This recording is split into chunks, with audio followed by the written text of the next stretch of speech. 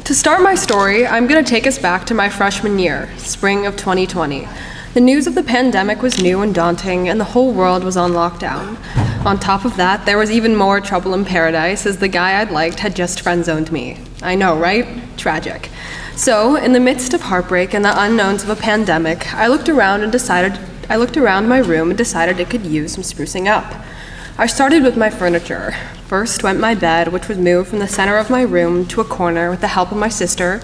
Then came the removal of my 2 tall bedside tables, and then the transporting of my dresser to a corner by my bathroom. After my furniture found their new homes, my sporadic wall art was now displaced, covering parts of walls that seemed lost rather than purposeful. I collected these fragments and saw my room was now bare and drained of character. So, in an attempt to liven it up, I turned to the dusty corkboard I had gotten from my grandma for Christmas a few years prior. I began holding it up in different places in my room. Would it look good above my bed, or by my desk, or maybe right when you walk in? None of these ended up being a good fit until I saw in the corner of my eye a bare space above my dresser. With a small collection of miscellaneous pictures in hand and a perfect place for a corkboard, I got to work. Hi, my name is Chelsea Kaufman, and this is my senior sage.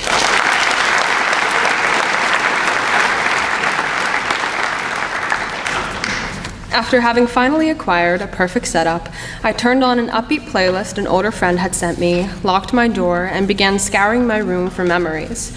I collected old birthday cards, portraits I've drawn, as well as printed out pictures of my friends and I, and thumbtacked them all to my board. And since that day, I haven't touched it. I've made some slight changes, like the removal or addition of a concert ticket or Polaroid picture, but the rest has remained entirely untouched. There are still pictures of me and my old best friends at sleepaway camp, cutouts of song lyrics that used to remind me of my middle school crush, a mini golf score sheet from my first date with my first real boyfriend, and snowball pictures with a group of people I am no longer close with. Some of these tokens even have sad or sour memories attached to them, and perhaps instead of being constantly reminded of them, I should just change it. Because you could argue that maybe every morning you wouldn't want a reminder of how that boy you liked forever never liked you back, or falling out with a group of girls you cared about, college friends you have parted ways with, or show experiences you'll never get back. Rather than reconfiguring and updating my board, however, I would rather it remain in its original form. My corkboard that I created that one day in spring of 2020 serves as a representation of that time in my life. When I look at it, not only am I reminded of the memories plastered on it, but I still remember how I felt when creating it. I was so defeated, angry, and hopeless, and this updating of my space really served as a comfort to me.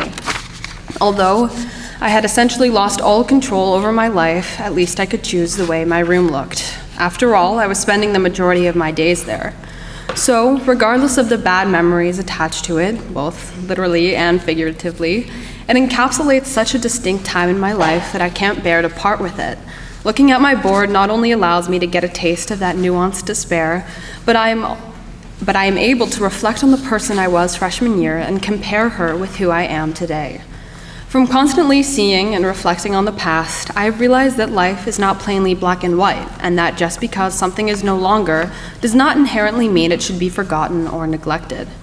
To acknowledge that there are highs, even in the lowest of circumstances, has helped me tremendously with dealing with hard situations, because after all, beauty and growth can be found anywhere, as long as you look for it.